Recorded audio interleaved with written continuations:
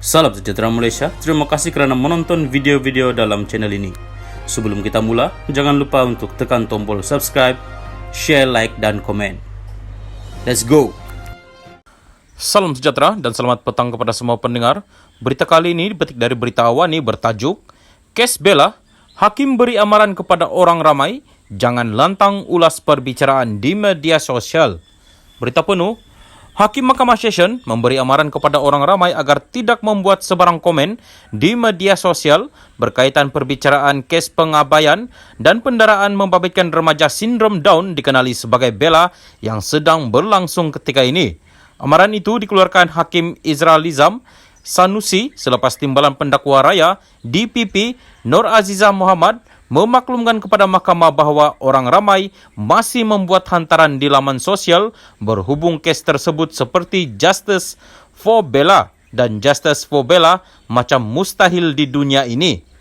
Perkara sama turut dibangkitkan oleh peguam yang dilantik Tunku Mahkota Johor, TMJ, Tunku Ismail Ibrahim, Datuk Baljit Singh Sidhu yang memberitahu hantaran terbabit turut melibatkan officers of the court. Mahkamah akur dengan semua rakyat Malaysia mempunyai hak kebebasan bersuara. Namun, mahkamah mengingatkan terdapat undang-undang yang berkuat kuasa yang boleh dikenakan terhadap mana-mana individu yang dikatakan mengeluarkan kenyataan melampau dalam penulisan, hantaran komen dan sebagainya. Apa yang jelas, mahkamah perlu mengingatkan semua, kebebasan bersuara adalah tertakluk kepada undang-undang yang berkaitan termasuk kandungan, menghina mahkamah dan fitnah. Oleh itu, mahkamah ingin memberi amaran dan ingatan kepada orang ramai terutamanya yang hadir di galeri awam supaya tidak membuat sebarang komen yang berbentuk fitnah, subjudis atau menghina mahkamah.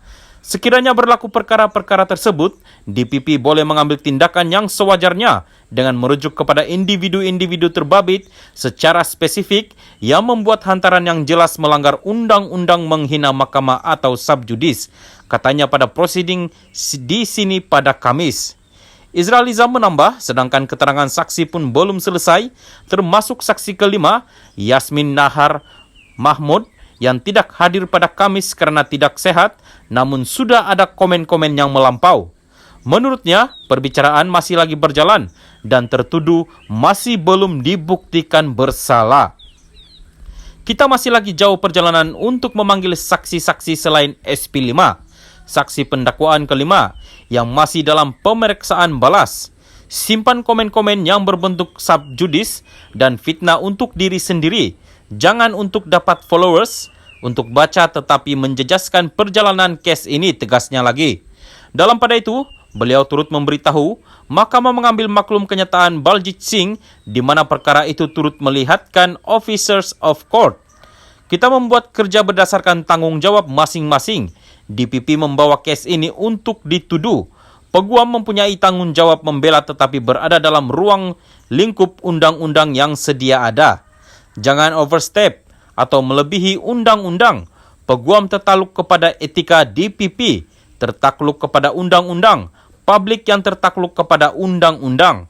Saya percaya orang awam dan pihak wartawan boleh memainkan peranan yang penting dengan mengikut kes ini berdasarkan undang-undang sedia ada.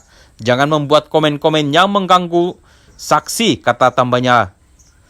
Justru, beliau mengarahkan barisan pendakwaan untuk mengambil tindakan pendakwaan ke atas mana-mana individu secara spesifik dengan merujuk kepada kenyataan yang dikeluarkan.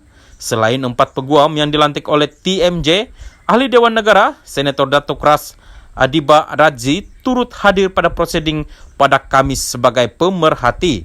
Terdahulu, pengasas rumah bonda Siti Bainun Ahad Razli, 30, mengaku tidak bersalah atas 2 pertuduhan iaitu mengabai dan menganiaya remaja perempuan berkenaan sehingga menyebabkan mangsa mengalami kecederaan fizikal dan emosi.